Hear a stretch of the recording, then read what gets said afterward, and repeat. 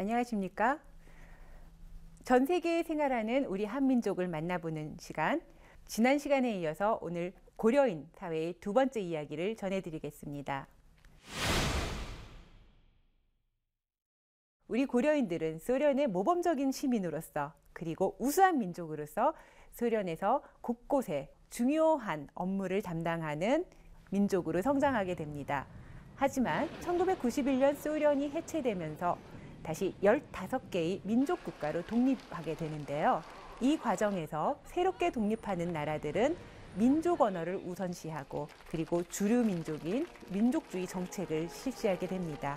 이 와중에 우즈베키스탄에 살고 있던 우리 고려인들은 새롭게 우즈벡 문화, 우즈벡 언어를 배워야 되는, 카자흐스탄에 살고 있는 고려인은 카자거, 카작 문화를 익혀야 되는 새로운 상황에 놓이게 됩니다.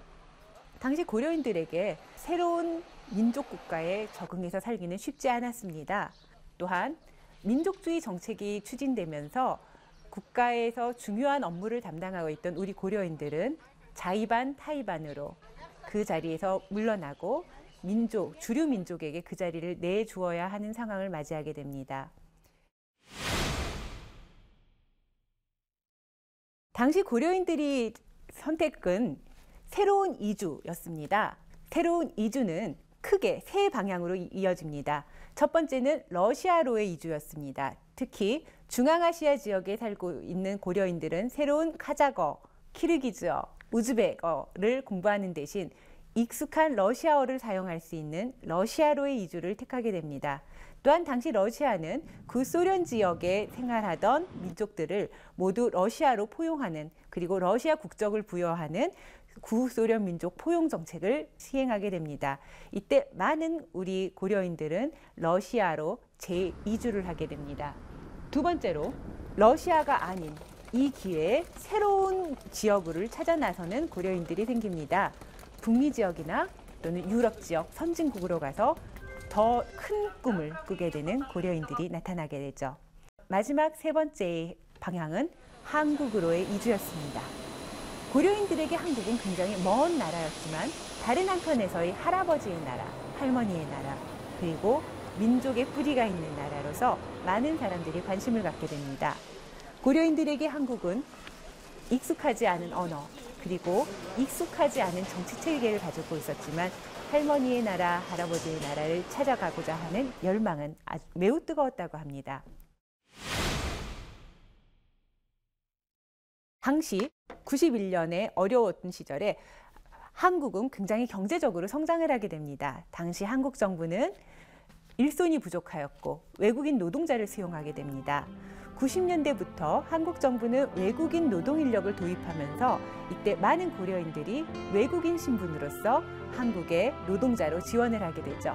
구소련 지역에 살고 있던 고려인들은 한국으로의 일자리를 찾아 나서기 위해서 외국인 신분으로서 외국인 노동자로서 지원을 하여서 한국에 왔지만 이 과정에 한국에 오고자 하는 다른 우즈벡인, 키르기즈인, 카자긴들과 경쟁하면서 원할 때 원하는 만큼 모두 올 수는 없었다고 해요.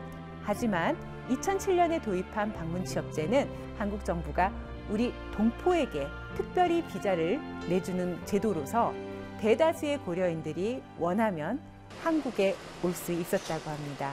원래 방문취업제는 노동을 위한 그런 제도는 아니었습니다.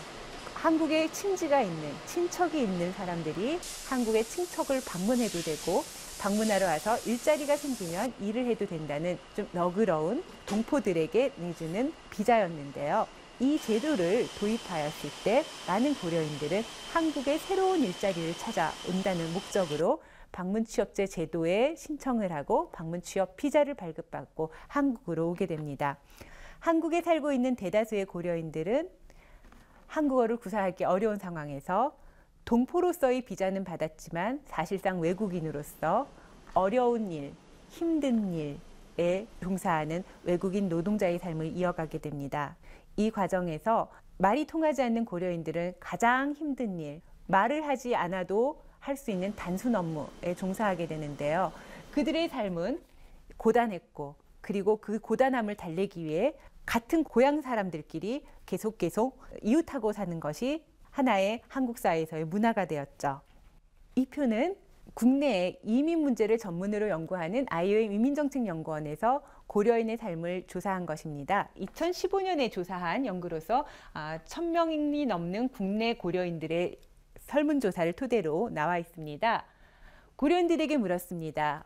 중앙아시아에서의 지난 삶, 구 CIS 지역에서의 지난 삶을 한국의 삶과 비교했을 때 어느 생활이 더 낫습니까? 많은 사람들은 한국에서 힘든 일을 하고 있지만 한국의 생활이 더 낫다라는 의견이 절대 다수를 차지합니다. 많은 사람들은 한국을 기회의 땅으로, 그리고 내가 노력하면 성공할 수 있는 나라로 그렇게 기억하고 있습니다. 고려인들에게 국내에서 생활하면서 일상생활에 가장 많이 사용하는 언어는 무엇인가 물어보았습니다. 여기 자료에 따르면 러시아어가 83.8%를 차지한다. 대다수의 사람들이 러시아어로 이야기를 하고 있다는 것을 알 수 있습니다. 한국어를 사용한다는 의견도 14.0%였지만 아직은 많은 사람들이 한국어를 구사하지 못한다는 것, 그리고 일상생활에 한국어가 편하지 않다는 것을 알 수 있죠. 따라서 고려인들은 한민족으로서 한국에서 생활을 하고 할아버지 나라, 할머니 나라를 찾아왔지만 아직 일반 한국인들과 잘 어울리지 못하는 경우가 많다는 걸 알았습니다.